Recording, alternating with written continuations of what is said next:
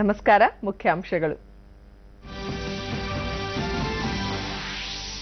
ಜಿಲ್ಲೆಗಳ ಅಭಿವೃದ್ಧಿಗೆ ಸಂಕಲ್ಪ ಪತ್ರ ಸಿದ್ಧಗೊಳಿಸುವಂತೆ ಜಿಲ್ಲಾಧಿಕಾರಿಗಳಿಗೆ ಪ್ರಧಾನಿ ನರೇಂದ್ರ ಮೋದಿ ಕರೆ.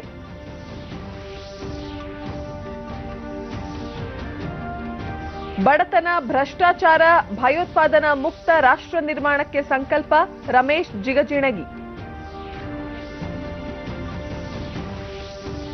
ಕ್ವಿಟ್ ಇಂಡಿಯಾ ಚಳುವಳಿಯ 75ನೇ ವರ್ಷ, ಸ್ವಾತಂತ್ರ್ಯ ಹೋರಾಟಗಾರರಿಗೆ ರಾಷ್ಟ್ರಪತಿ ಗೌರವ ಸಮರ್ಪಣೆ.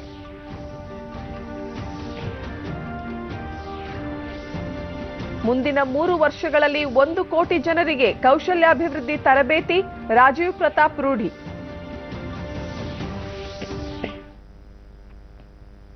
ವಾರ್ತೆಗಳ ವಿವರ. ನವಭಾರತ ನಿರ್ಮಾಣ ಹಾಗೂ 2022ರ ಅಭಿವೃದ್ಧಿ ಕಾರ್ಯಸೂಚಿ ಅಂಗವಾಗಿ ಪ್ರಧಾನಿ ನರೇಂದ್ರ ಮೋದಿ ನಿನ್ನೆ ದೇಶದ ಜಿಲ್ಲಾಧಿಕಾರಿಗಳೊಂದಿಗೆ ವಿಡಿಯೋ ಸಂವಾದ ನಡೆಸಿದರು. ನವಭಾರತ ಮಂಥನ ಹೆಸರಿನ ಈ ಸಂವಾದದಲ್ಲಿ ಅವರು ಆಗಸ್ಟ್ 9 ಭಾರತದ ಯುವಜನತೆಯ ಮಹತ್ವಾಕಾಂಕ್ಷೆ ಮತ್ತು ಮನೋಬಲದ ಸಂಕೇತವಾಗಿದೆ. ಕ್ವಿಟ್ ಇಂಡಿಯಾ ಚಳುವಳಿಯ ಆರಂಭಿಕ ದಿನಗಳಲ್ಲಿ ಪ್ರಮುಖ ಸ್ವಾತಂತ್ರ್ಯ ಹೋರಾಟಗಾರರನ್ನು ಬಂಧಿಸಿದ ನಂತರ ಭಾರತದ ಯುವಜನತೆ ಚಳವಳಿಯನ್ನು ಮುನ್ನಡೆಸಲು ಕಾರಣಕರ್ತರಾದರು ಎಂದು ಸ್ಮರಿಸಿದರು. ಜಿಲ್ಲಾಧಿಕಾರಿಗಳು ಜಿಲ್ಲೆಯ ಮುಖ್ಯಸ್ಥರು ಮಾತ್ರವಲ್ಲದೆ ತಮ್ಮ ಅಧಿಕಾರ ವ್ಯಾಪ್ತಿ ಪ್ರದೇಶದಲ್ಲಿರುವ ಯುವಜನತೆಯನ್ನು ಪ್ರತಿನಿಧಿಸುತ್ತಾರೆ. ಯುವಜನತೆ ನಾಯಕತ್ವ, ಮುಂದಾಳತ್ವ ವಹಿಸಿಕೊಂಡರೆ ಗುರಿಗಳನ್ನು ಮುಟ್ಟಲು ಸಾಧ್ಯ ಎಂದರು. ದೇಶದ ಹಲವು ಜಿಲ್ಲೆಗಳು ವಿದ್ಯುತ್, ಕುಡಿಯುವ ನೀರು, ಶಿಕ್ಷಣ, ಆರೋಗ್ಯ ಸೇರಿದಂತೆ ಕೆಲ ಮೂಲಭೂತ ಸೌಕರ್ಯಗಳಿಂದ ವಂಚಿತವಾಗಿದ್ದು 2022ರ ವೇಳೆಗೆ ಜಿಲ್ಲಾಧಿಕಾರಿಗಳು ತಮ್ಮ ಜಿಲ್ಲೆಗಳಲ್ಲಿ ಯಾವ ಸೇವೆಗಳನ್ನು ಖಾತರಿಗೊಳಿಸಬೇಕು ಎಂಬುದನ್ನು ನಿರ್ಧರಿಸಬೇಕು ಎಂದು ಪ್ರಧಾನಿ ಹೇಳಿದರು. ಅತ್ಯಂತ ಹಿಂದುಳಿದ 100 ಜಿಲ್ಲೆಗಳ ಸಾಮಾಜಿಕ ಆರ್ಥಿಕ ಪರಿಸ್ಥಿತಿ ಸುಧಾರಣೆಗೊಂಡರೆ ದೇಶ ಪ್ರಗತಿ ಪಥದಲ್ಲಿ ಮುನ್ನಡೆಯಲಿದೆ. ಆಗಸ್ಟ್ 15ರ ಒಳಗೆ ಜಿಲ್ಲೆಗಳ ಅಭಿವೃದ್ಧಿಗಾಗಿ ಸಮಗ್ರ ದೃಷ್ಟಿಕೋನಗಳನ್ನೊಳಗೊಂಡ ಸಂಕಲ್ಪ ಪತ್ರವನ್ನು ಸಿದ್ಧಗೊಳಿಸಿ ಅದರಲ್ಲಿನ 10 ರಿಂದ 15 ಉದ್ದೇಶಗಳನ್ನು 2022ರ ಒಳಗೆ ಮುಟ್ಟುವ ಗುರಿ ಹೊಂದಬೇಕು ಎಂದು ಪ್ರಧಾನಿ ಕರೆ ನೀಡಿದರು. ಜಾಲತಾಣ www.newindia.in ನಲ್ಲಿ ಸಿದ್ಧಿಗಾಗಿ ಸಂಕಲ್ಪ ಆಂದೋಲನದಡಿ ಕೈಗೊಳ್ಳಬಹುದಾದ ಚಟುವಟಿಕೆಗಳನ್ನು ನೀಡಲಾಗಿದ್ದು, ಜಿಲ್ಲಾಧಿಕಾರಿಗಳು ಜಿಲ್ಲೆಯ ಪ್ರಮುಖ ಮುಖಂಡರೊಂದಿಗೆ ಇದೇ ರೀತಿ ಮಂಥನವನ್ನು ಮಾಡಿ ಕಾರ್ಯಸೂಚಿಯನ್ನು ತಯಾರು ಮಾಡಬೇಕು. ಸ್ವಚ್ಛ ಭಾರತ, ಉಜ್ವಲ ಯೋಜನೆ, ಭೀಮ್ ಆಪ್, ಜಿಎಸ್ಟಿ ಕುರಿತಂತೆ ಜನಸಾಮಾನ್ಯರಲ್ಲಿ ಅರಿವು ಮೂಡಿಸುವ ಕಾರ್ಯ ಕೈಗೊಳ್ಳುವ ಅಗತ್ಯವಿದೆ ಎಂದು ಪ್ರಧಾನಿ ಜಿಲ್ಲಾಧಿಕಾರಿಗಳಿಗೆ ಹೇಳಿದರು. 2022ರ ಅಭಿವೃದ್ಧಿ ಕಾರ್ಯಸೂಚಿ ಅಂಗವಾಗಿ ನಿನ್ನೆ ಪ್ರಧಾನಿ ನರೇಂದ್ರ ಮೋದಿ ಜಿಲ್ಲಾಧಿಕಾರಿಗಳೊಂದಿಗೆ ನಡೆಸಿದ ಸಂವಾದದ ಬಗ್ಗೆ ಹಾವೇರಿ ಜಿಲ್ಲಾಧಿಕಾರಿ ಡಾ. ಎಂವಿ ವೆಂಕಟೇಶ್ ಸಂತಸ ವ್ಯಕ್ತಪಡಿಸಿದ್ದು, ಪ್ರಧಾನಿಯೊಬ್ಬರು ದೇಶದ 707 ಜಿಲ್ಲೆಯ ಜಿಲ್ಲಾಧಿಕಾರಿಗಳೊಂದಿಗೆ ನೇರ ಸಂವಾದ ನಡೆಸಿದ್ದು ಭಾರತದ ಇತಿಹಾಸದಲ್ಲಿಯೇ ಪ್ರಥಮ ಬಾರಿ ಎಂದು ಹೇಳಿದರು. ಹಾವೇರಿ ಜಿಲ್ಲೆಯ ಅಭಿವೃದ್ಧಿ ಕುರಿತಂತೆ ನೀಲನಕ್ಷೆ ತಯಾರಿಸಿ ಮುಂದಿನ 5 ವರ್ಷಗಳಲ್ಲಿ ಹಾವೇರಿ ಜಿಲ್ಲೆಯನ್ನು ಅಭಿವೃದ್ಧಿ ಪಥದತ್ತ ಕೊಂಡೊಯ್ಯಲು ವಿವಿಧ ಕಾರ್ಯಕ್ರಮಗಳನ್ನು ಅನುಷ್ಠಾನಗೊಳಿಸುವ ದೃಢ ಸಂಕಲ್ಪ ಮಾಡಿದ್ದಾಗಿ ತಿಳಿಸಿದರು. ವಿನೂತನವಾದಂತಹ ಪ್ರಯೋಗ ಇಂದಿನಿಂದ 2022ರ ಒಳಗೆ ಯಾವ ರೀತಿ ದೇಶವನ್ನು ಸಮರ್ಥವಾಗಿ ಜಿಲ್ಲಾಧಿಕಾರಿಗಳು ಕಟ್ಟಬಹುದು ಅನ್ನುವಂಥ ಅಂಶಗಳ ಬಗ್ಗೆನೂ ಕೂಡ ಗಮನ ಚೆಲ್ಲಿ ಇವತ್ತು ಎಲ್ಲ ಜಿಲ್ಲಾಧಿಕಾರಿಗಳೊಟ್ಟಿಗೆ ಸಂಪರ್ಕ ಮಾಡಿ ಮಾಹಿತಿಯನ್ನು ನೀಡಿದ್ದಾರೆ. ಭಾವಿಸ್ತೇನೆ. ಇದರ ಜೊತೆಗೆ ನಮ್ಮ ಜಿಲ್ಲೆಯಲ್ಲಿ ಹಾವೇರಿ ಜಿಲ್ಲಾ ಪಂಚಾಯತ್ ಕಾರ್ಯನಿರ್ವಹಣಾ ಅಧಿಕಾರಿ ಆಂಜನಪ್ಪ ಜಿಲ್ಲಾಧಿಕಾರಿ ನೇತೃತ್ವದಲ್ಲಿ ಸಮರ್ಪಕವಾಗಿ ಕಾರ್ಯಕ್ರಮ ಅನುಷ್ಠಾನಗೊಳಿಸಿ ಜಿಲ್ಲೆಯನ್ನು ಅಭಿವೃದ್ಧಿಗೊಳಿಸಲು ಶ್ರಮಿಸಲಾಗುವುದು ಎಂದು ತಿಳಿಸಿದರು. ಮುಕ್ತವನ್ನ ಮಾಡಬಹುದು, ಯಾವ ಸ್ಥಾನಗಳಲ್ಲಿ ಯುಕ್ತತೆಯನ್ನ ಸಾಧಿಸಬಹುದು ಎಂಬುದರ ಬಗ್ಗೆ ನಾವು ಎಲ್ಲ ಅಧಿಕಾರಿಗಳ ಜೊತೆ, ನಮ್ಮ ಸಿವರಾದ ಆಂಜನಪ್ಪ ಅವರ ಜೊತೆ ಚರ್ಚೆಯನ್ನ ಮಾಡಿ ಇದನ್ನ ಸಮರ್ಪಕವಾಗಿ ಅನುಷ್ಠಾನ ಮಾಡೋದಕ್ಕೆ ನಾವು ಒಂದು ದೃಢ ಸಂಕಲ್ಪವನ್ನು ಮಾಡ್ತೇವೆ ಅಂತ ಹೇಳ್ತೇನೆ. ಅದರ ಪ್ರಕಾರ ಉಡುಪಿ ಜಿಲ್ಲಾಧಿಕಾರಿ ಪ್ರಿಯಾಂಕಾ ಮೇರಿ ಫ್ರಾನ್ಸಿಸ್ ಪ್ರಧಾನಮಂತ್ರಿಗಳು ಮುಂದಿನ 5 ವರ್ಷಗಳಲ್ಲಿ ಭಾರತವನ್ನು ಬಡತನ, ಅನಕ್ಷರತೆ, ಭ್ರಷ್ಟಾಚಾರ ಹಾಗೂ ಆತಂಕವಾದ ಮುಕ್ತ ಮಾಡಲು ಸಂಕಲ್ಪ ತೊಟ್ಟಿದ್ದು ಸ್ವಚ್ಛತೆಯಿಂದ ಅಭಿವೃದ್ಧಿ ಕಡೆಗೆ ಹೋಗಬೇಕೆಂಬ ಬಯಕೆಯನ್ನು ದೇಶದ ಎಲ್ಲ ಜಿಲ್ಲಾಧಿಕಾರಿಗಳೊಂದಿಗೆ ವ್ಯಕ್ತಪಡಿಸಿದ್ದಾರೆ. ಉಡುಪಿ ಜಿಲ್ಲೆಯ ಅಭಿವೃದ್ಧಿ ಕುರಿತು ಕೂಡಲೇ ನೀಲನಕ್ಷೆ ತಯಾರಿಸಿ ಕ್ರಮ ಕೈಗೊಳ್ಳಲಾಗುವುದು ಎಂದರು.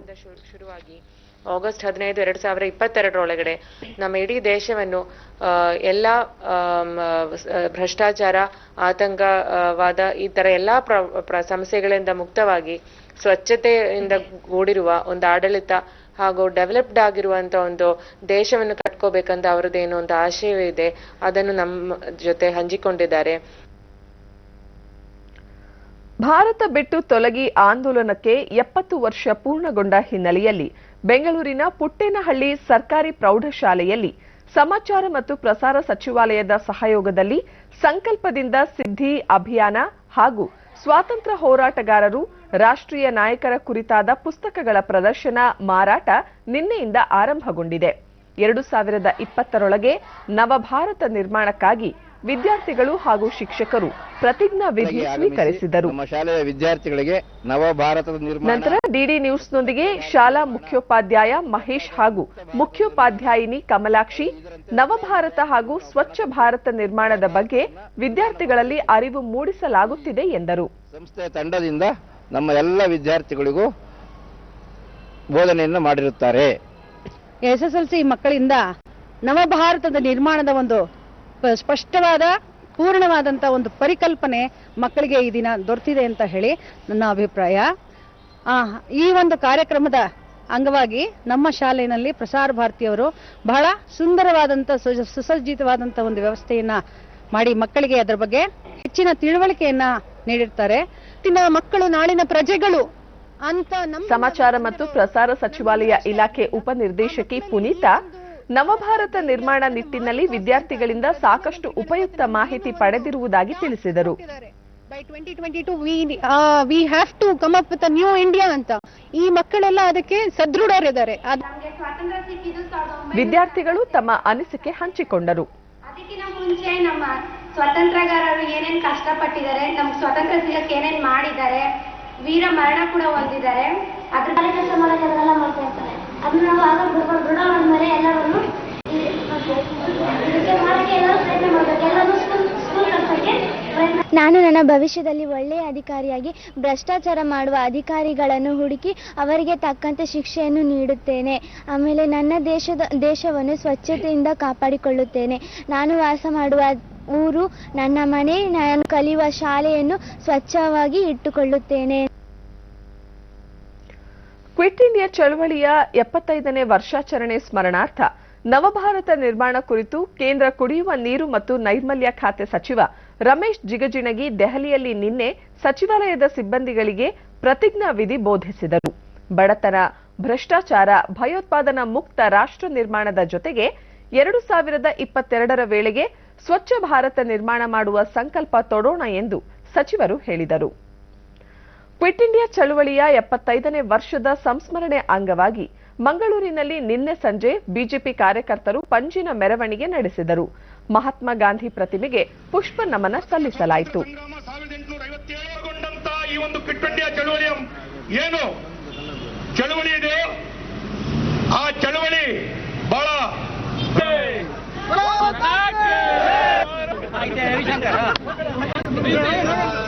ವಿಧಾನ ಪರಿಷತ್ ಮಾಜಿ ಸದಸ್ಯ ಮೋನಪ್ಪ ಭಂಡಾರಿ ರಾಷ್ಟ್ರಪಿತ ಮಹಾತ್ಮ ಗಾಂಧೀಜಿ ಅವರ ನೇತೃತ್ವದಲ್ಲಿ ಲಕ್ಷಾಂತರ ಜನರ ತ್ಯಾಗ, ಬಲಿದಾನದ ಪರಿಣಾಮವಾಗಿ ಸ್ವಾತಂತ್ರ್ಯ ದೊರೆತಿದೆ. ಸ್ವಾತಂತ್ರ್ಯ ಹೋರಾಟಕ್ಕೆ ಶ್ರಮಿಸಿದ ಮಹಾನ್ ನಾಯಕರನ್ನು ಸ್ಮರಿಸಿ ಅವರಿಗೆ ಗೌರವ ಸಲ್ಲಿಸುವುದು ಪ್ರತಿಯೊಬ್ಬ ಭಾರತೀಯನ ಕರ್ತವ್ಯ ಎಂದರು. ಆದ್ರೆ ಭಾರತದಲ್ಲಿ ಚಳವಳಿ ಆಗ್ತಾ ಇದೆ ಸ್ವಾತಂತ್ರ್ಯಕ್ಕೆ ಬೇಕಾಗಿ. ಇಲ್ಲಿಯ ನಾಯಕರುಗಳಿದ್ದಾರೆ, ಇಲ್ಲಿಯ ವ್ಯವಸ್ಥೆ ಇದೆ, ಇಲ್ಲಿಯ ಒಂದು ಬೇರೆ ಬೇರೆ ಭಾಗಗಳಲ್ಲಿ ನಮ್ಮದೇ ಅವರೊಟ್ಟಿಗೆ ಕೋಲಿನೇಷನ್ ವ್ಯವಸ್ಥೆಗಳು ಕೂಡ ಇದೆ. ಅದೆಲ್ಲವನ್ನ ಕಡೆಗಣಿಸಿ ನಮ್ಮಲ್ಲಿ ಕೇಳದೆ ನಮ್ಮ ಲೀಡರ್ಗಳು ಅಥವಾ ನಮ್ಮ ಆಗಿನ ಕಾಲದ ನಾಯಕರ ಗಮನಕ್ಕೂ ತರದೆ ಭಾರತ ಕೂಡ ಈ ಒಂದು ಯುದ್ಧದಲ್ಲಿ ಸೇರಿಕೊಂಡಿದೆ ಎಂಬಂತ ರೀತಿಯಲ್ಲಿ ಆರ್ಡಿನೆನ್ಸ್ ಜಾರಿ ಮಾಡಿಬಿಟ್ರು. ಇದನ್ನ ಕಂಡುಕೊಂಡಂತ ನಮ್ಮ ಅಲ್ಲಿಗಿನ ನಾಯಕರು ಗಾಂಧೀಜಿಯವರ, ಮಹಾತ್ಮ ಗಾಂಧೀಜಿಯವರ ಮತ್ತು ಇತರವರ ನೇತೃತ್ವದಲ್ಲಿ ಹೋರಾಟವನ್ನು ಪ್ರಾರಂಭ ಮಾಡಿದರು. ಕ್ವಿಟ್ ಇಂಡಿಯಾ ಚಳವಳಿಗೆ 75ನೇ ವರ್ಷ ಹಾಗೂ 70ನೇ ಸ್ವಾತಂತ್ರ್ಯೋತ್ಸವದ ಅಂಗವಾಗಿ ರಾಷ್ಟ್ರಪತಿ ಭವನದಲ್ಲಿ ನಿನ್ನೆ ಏರ್ಪಡಿಸಿದ್ದ ಸಮಾರಂಭದಲ್ಲಿ ರಾಷ್ಟ್ರಪತಿ ರಾಮನಾಥ್ ಕೋವಿಂದ್ ದೇಶದ ವಿವಿಧ ಭಾಗಗಳ 93 ಸ್ವಾತಂತ್ರ್ಯ ಹೋರಾಟಗಾರರನ್ನು ಗೌರವಿಸಿದರು. ಉಪರಾಷ್ಟ್ರಪತಿ ಹಮೀದ್ ಅನ್ಸಾರಿ, ಪ್ರಧಾನಿ ನರೇಂದ್ರ ಮೋದಿ, ಗೃಹ ಸಚಿವ ರಾಜನಾಥ್ ಸಿಂಗ್, ಮಾಜಿ ಪ್ರಧಾನಿ ಡಾಕ್ಟರ್ ಮನಮೋಹನ್ ಸಿಂಗ್ ಸೇರಿದಂತೆ ಅನೇಕ ಗಣ್ಯರು ಪಾಲ್ಗೊಂಡಿದ್ದರು. उसकी शुरुआत हुई थी मुंबई से, उस समय का बंबई से.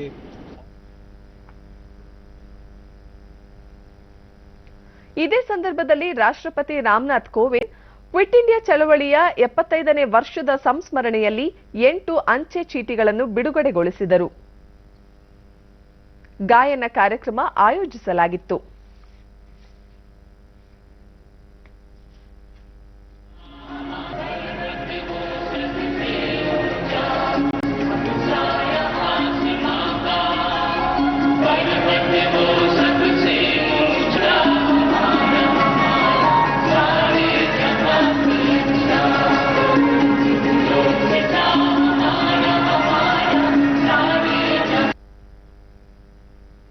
ಕ್ವಿಟ್ ಇಂಡಿಯಾ ಚಳವಳಿಗೆ 75ನೇ ವರ್ಷದ ಅಂಗವಾಗಿ ರಾಜಭವನದಲ್ಲಿ ನಿನ್ನೆ ರಾಜ್ಯಪಾಲ ವಜೂಭಾಯಿ ವಾಲಾ ಸ್ವಾತಂತ್ರ್ಯ ಹೋರಾಟಗಾರರಿಗೆ ಚಹಾ ಕೂಟ ಏರ್ಪಡಿಸಿದ್ದರು. ಇದೇ ಸಂದರ್ಭದಲ್ಲಿ ಸ್ವಾತಂತ್ರ್ಯ ಹೋರಾಟಗಾರರನ್ನು ಗೌರವಿಸಲಾಯಿತು. ಮುಖ್ಯಮಂತ್ರಿ ಸಿದ್ದರಾಮಯ್ಯ, ವಿಧಾನಸಭೆ ಸ್ಪೀಕರ್ ಕೆಬಿ ಕೋಳಿವಾಡ, ಬೆಂಗಳೂರು ನಗರಾಭಿವೃದ್ಧಿ ಸಚಿವ ಕೆಜೆ ಜಾರ್ಜ್ ಸೇರಿದಂತೆ ಹಲವು ಗಣ್ಯರು ಉಪಸ್ಥಿತರಿದ್ದರು.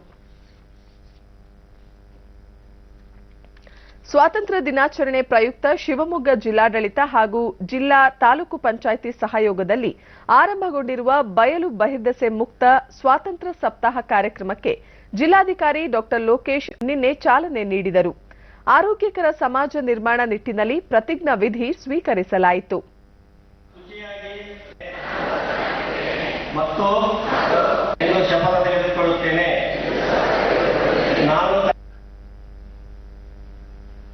ನಂತರ ಡಾಕ್ಟರ್ ಲೋಕೇಶ್ ಜಿಲ್ಲೆಯನ್ನು ಬಯಲು ಬಹಿರ್ದೆಸೆ ಮುಕ್ತವಾಗಿಸುವಲ್ಲಿ ಪ್ರತಿಯೊಬ್ಬರ ಮನೆಯಲ್ಲೂ ಶೌಚಾಲಯ ಹೊಂದಬೇಕು ಎಂದು ಕರೆ ನೀಡಿದರು. ಒಂದು ಕಸ ಹೊಡೆದು ಕ್ಲೀನ್ ಮಾಡೋದು, ಡ್ರೈನ್ ಕ್ಲೀನ್ ಆಗಿರೋದು, ರೋಡ್ ಕ್ಲೀನ್ ಆಗಿರೋದು ಇದೊಂದು ಇಶ್ಯೂ. ಇನ್ನೊಂದು ಇಶ್ಯೂ ಹೌಸ್ ಹೋಲ್ಡ್, ಪ್ರತಿಯೊಂದು ಮನೆಯಲ್ಲೂ ಒಂದೊಂದು ಶೌಚಾಲಯ ಇಟ್ಕೋಬೇಕು ಅಂತ ಒಂದು 150ನೇ ವರ್ಷ. ಜಿಲ್ಲಾ ಪಂಚಾಯತ್ ಮುಖ್ಯ ಕಾರ್ಯನಿರ್ವಹಣಾಧಿಕಾರಿ ರಾಕೇಶ್ ಕುಮಾರ್ 2017ರಲ್ಲಿಯೇ ಜಿಲ್ಲೆಯನ್ನು ಬಹಿರ್ದೆಸೆ ಮುಕ್ತವನ್ನಾಗಿಸುವ ಗುರಿ ಹೊಂದಲಾಗಿದೆ ಎಂದು ತಿಳಿಸಿದರು. ಒಂದು ಕರೆ ಕಟ್ಟಿದ್ದೀವಿ ದೇಶದಲ್ಲಿ. ಆ ಒಂದು ಕರೆ ಕಟ್ಟುವ ನಿಟ್ಟಿನಲ್ಲಿ ಈ ಒಂದು 4 ವರ್ಷದಲ್ಲಿ, ಈ ಒಂದು 2012ರಿಂದ ದೇಶದ ಸರ್ವೆ ಮಾಡಿದಾಗಿಂದ ಇಲ್ಲಿವರೆಗೂ ನಮ್ಮ ಒಂದು ಶಿವಮೊಗ್ಗ ಜಿಲ್ಲೆಯಲ್ಲಿ 2019ರಿಂದ ಈಗ 2017ನಲ್ಲಿ ನಾವು ಬಯಲು ಬಹಿರ್ದೆಸೆ ಮುಕ್ತ ಎಂದು ಘೋಷಣೆ ಮಾಡಲು. ಪ್ರಧಾನಮಂತ್ರಿ ಕೌಶಲ ವಿಕಾಸ್ ಯೋಜನೆಯಡಿ ಮುಂದಿನ 3 ವರ್ಷಗಳಲ್ಲಿ ದೇಶದ 1 ಕೋಟಿ ಜನರಿಗೆ ಕೌಶಲ್ಯಾಭಿವೃದ್ಧಿ ತರಬೇತಿ ನೀಡುವ ಗುರಿ ಹೊಂದಲಾಗಿದೆ ಎಂದು ಕೇಂದ್ರ ಕೌಶಲ್ಯಾಭಿವೃದ್ಧಿ ಮತ್ತು ಉದ್ಯಮಶೀಲತೆ ಸಚಿವ ರಾಜೀವ್ ಪ್ರತಾಪ್ ರೂಢಿ ಹೇಳಿದ್ದಾರೆ. ಕೌಶಲ ಭಾರತ ಅಭಿಯಾನಕ್ಕೆ 2 ವರ್ಷ ತುಂಬಿದ ಸಂದರ್ಭದಲ್ಲಿ ಅವರು ಪ್ರಧಾನಮಂತ್ರಿ ಕೌಶಲ ಕೇಂದ್ರಗಳ ಮೂಲಕ ತರಬೇತಿ ನೀಡಲಾಗುತ್ತಿದ್ದು, ದೇಶದ ವಿವಿಧ ಭಾಗಗಳಲ್ಲಿ 500 ಕೇಂದ್ರಗಳನ್ನು ತೆರೆಯುವ ಗುರಿ ಹೊಂದಲಾಗಿದೆ. ಈ ಪೈಕಿ 200 ಕೇಂದ್ರಗಳು ಈಗಾಗಲೇ ಕಾರ್ಯನಿರ್ವಹಿಸುತ್ತಿವೆ ಎಂದರು.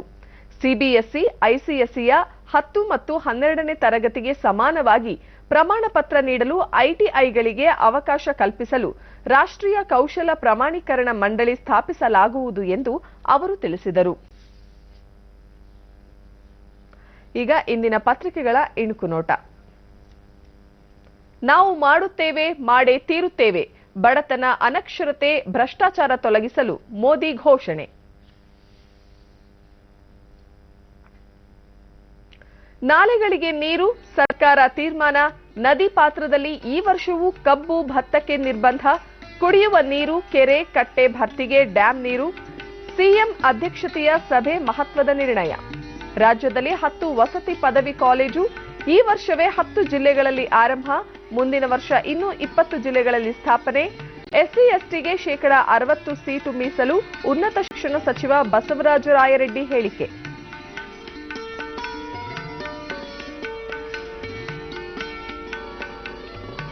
ಕೇಂದ್ರ ಸರ್ಕಾರದಿಂದ ಮೊದಲ ಸ್ಟಾರ್ಟ್ಅಪ್ ಕೇಂದ್ರ.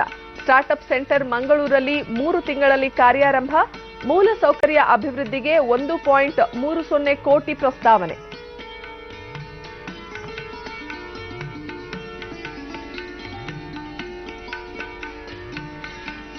Pro kabaddi championship 2017 Bengaluru Bulls ಜಯಭೇರಿ. ಇವು ಇಂದಿನ ಪತ್ರಿಕೆಗಳ ಪ್ರಮುಖ ಸುದ್ದಿ. ಉಳಿದಂತೆ ಬರ ಮುಕ್ತ ಭಾರತಕ್ಕಾಗಿ ರಾಷ್ಟ್ರೀಯ ಜಲ ಸಮಾವೇಶ, ಜಲ ಸಂರಕ್ಷಣೆಯಲ್ಲಿ ತೊಡಗಿರುವ 100ಕ್ಕೂ ಹೆಚ್ಚು ತಂಡಗಳು ಭಾಗಿ.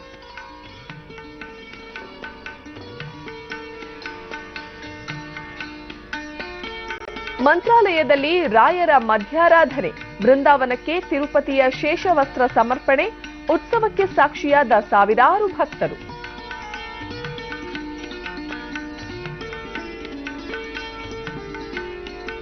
ಕನ್ನಡ ನಿರ್ಲಕ್ಷಿಸುವ ಅಧಿಕಾರಿಗಳ ವಿರುದ್ಧ ಕಠಿಣ ಕ್ರಮ, ಕನ್ನಡ ನಾಮಫಲಕ ಅಳವಡಿಸಲು ತಿಂಗಳ ಗಡುವು.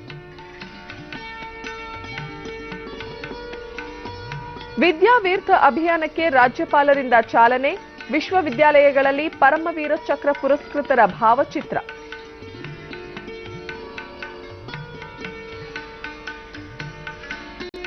ವಿಶ್ವ ಅಥ್ಲೆಟಿಕ್ಸ್ ಚಾಂಪಿಯನ್ಶಿಪ್, ಚಿನ್ನಕ್ಕೆ ಕೊರಳೊಡ್ಡಿದ ವ್ಯಾನ್ ನೀಕರ್ಕ್. 3000 ಮೀಟರ್ ಸ್ಟೀಪಲ್ ಚೇಸ್ನಲ್ಲಿ ಕೆನ್ಯಾದ ಕಾನ್ಸೆಪ್ಲಸ್ ಕಿಪ್ರುಟೋ ಮಿಂಚು. ಕೊನೆಯಲ್ಲಿ ಮತ್ತೊಮ್ಮೆ ಮುಖ್ಯಾಂಶಗಳು. ಜಿಲ್ಲೆಗಳ ಅಭಿವೃದ್ಧಿಗೆ ಸಂಕಲ್ಪ ಪತ್ರ ಸಿದ್ಧಗೊಳಿಸುವಂತೆ ಜಿಲ್ಲಾಧಿಕಾರಿಗಳಿಗೆ ಪ್ರಧಾನಿ ನರೇಂದ್ರ ಮೋದಿ ಕರೆ.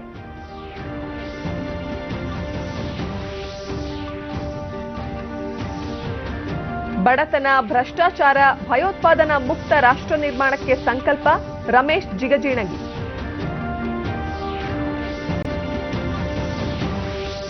ಕ್ವಿಟ್ ಇಂಡಿಯಾ ಚಳವಳಿಗೆ 75 ವರ್ಷ, ಸ್ವಾತಂತ್ರ್ಯ ಹೋರಾಟಗಾರರಿಗೆ ರಾಷ್ಟ್ರಪತಿ ಗೌರವ ಸಮರ್ಪಣೆ.